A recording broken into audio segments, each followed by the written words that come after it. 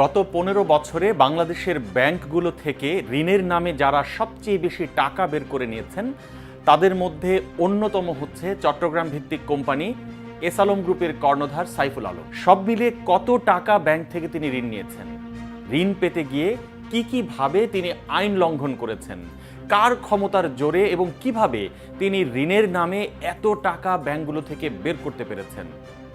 এসআলমকে টাকা যোগান দিতে গিয়ে ব্যাংকগুলোর দৈন্যদশা এখন কতটা, এসব জানবো আজকের স্টার নিউজ ক্লাসে।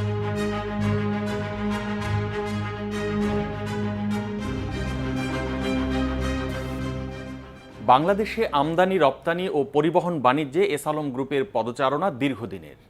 তবে আওয়ামী লীগ সরকার ক্ষমতায় আসার পর থেকে এই গ্রুপ দখলদারিত্বের দিকে এগুতে থাকে।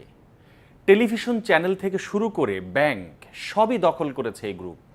ইসলামী ব্যাংক ও সোশ্যাল ইসলামী ব্যাংক রীতিমতো বন্দুকের জোরে এবং সরকারি বাহিনীর সহায়তায় দখল করে নেওয়া হয়। এরপর শুরু হয় ব্যাংকগুলো থেকে ঋণের নামে টাকা বের করা। শুধু ইসলামী ব্যাংক থেকেই সাইফুল আলম ও তার আত্মীয় স্বজনরা তাদের বিভিন্ন কোম্পানির নামে অফিসিয়ালি প্রায় 25,000 কোটি টাকা বের করে নিয়েছেন। তবে কয়েকটি পত্রিকায় খবর বেরিয়েছে শুধু এই একটি ব্যাংক থেকেই তাদের বের করে নেওয়া অর্থের পরিমাণ 65,000 কোটি টাকার মতো। শুধু ইসলামী ব্যাংকই নয়, একইভাবে তারা তাদের মালিকানাধীন অন্য ব্যাংকগুলো থেকেও টাকা বের করে নিয়েছেন। ব্যাংকিং খাতের নিয়ন্ত্রক সংস্থা হিসেবে বাংলাদেশ ব্যাংক সব জেনে শুনেও কোনো ধরনের প্রতিবন্ধকতা তৈরি না করে বরং এসআলমকে সব ধরনের সুযোগ করে দিয়েছেন টাকা বের করে নেওয়ার জন্য। শুধু ইসলামী ব্যাংকই নয়, এসআলম টাকা নিয়েছেন অন্য ব্যাংক থেকেও। জনতা ব্যাংকের শুধু একটি শাখা থেকেই তিনি ঋণ নিয়েছেন 8,216 কোটি টাকা, যা ওই শাখার মোট ঋণের 90%।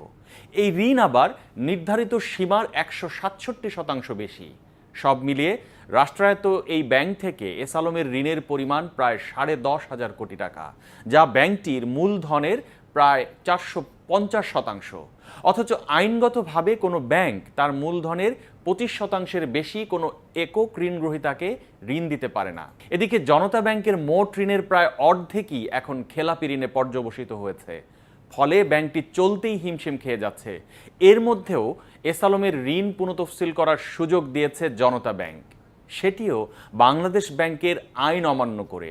যদিও এসআলমকে সুবিধা দিতে কেন্দ্রীয় ব্যাংক বিশেষ বিবেচনায় এই পুনঃতফসিল অনুমোদন দিয়েছে। এসআলমের ক্ষমতার অপব্যবহারের এখানেই শেষ নয়। বেসরকারি খাতের ন্যাশনাল ব্যাংকে এসআলমের ঋণের স্থিতির পরিমাণ ছিল 3,618 কোটি টাকা, যার বিপরীতে আইন অমান্য করে তার এই ঋণের সিংহভাগ অর্থাৎ 2,283 কোটি টাকা মওকুফ করে দেওয়া হয়। এখানেও এসআলম গ্রুপ বাংলাদেশ ব্যাংকের বিশেষ সুবিধা পেয়েছে। এসআলমকে ঋণ ও বিশেষ সুবিধা দিতে গিয়ে বেশ কয়েকটি ব্যাংক এখন বেশ চাপের মুখে রয়েছে বলে মনে করছেন ব্যাংক বিশেষজ্ঞরা। এসআলমকে ঋণ ও সুদ মওকুফ করতে গিয়ে 2022 সালে ন্যাশনাল ব্যাংক তার ইতিহাসের সর্বোচ্চ 3,260 কোটি টাকা লোকসানের মুখে পড়ে যায়। পাশাপাশি ব্যাংকটি এখন বাংলাদেশ ব্যাংকের রেড জোনে অবস্থান করছে।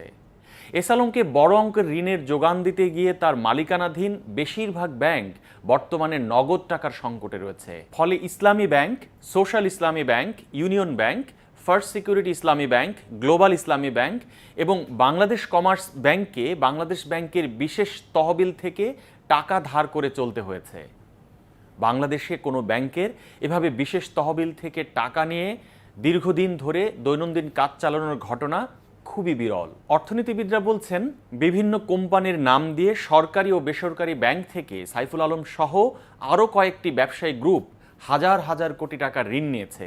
ফলে বেশ কয়েকটি ব্যাংক এখন তাদের কাছে জিম্মি হয়ে পড়েছে। ক্ষুদ্র আমানতকারীদের টাকায় চলা এই ব্যাংকগুলোকে রক্ষা করতে বাংলাদেশ ব্যাংকের কার্যকরী পদক্ষেপ রাখা প্রয়োজন। বিশেষ করে পরিচালনা পর্ষদে পরিবর্তন সহ বড় অঙ্কের ঋণের টাকা পুনরায় ব্যাংকে ফিরিয়ে আনার জন্য গুরুত্ব সহকারে কাজ করতে হবে বলেই তারা মনে করছেন। ডেইলি স্টারের আপডেটেড নিউজ এবং ভিডিও পেতে আমাদের ইউটিউব চ্যানেলটি সাবস্ক্রাইব করুন, ফেসবুকে লাইক দিন, কমেন্ট করুন, শেয়ার করুন। সুস্থ থাকুন, ডেইলি স্টারের সঙ্গেই থাকুন।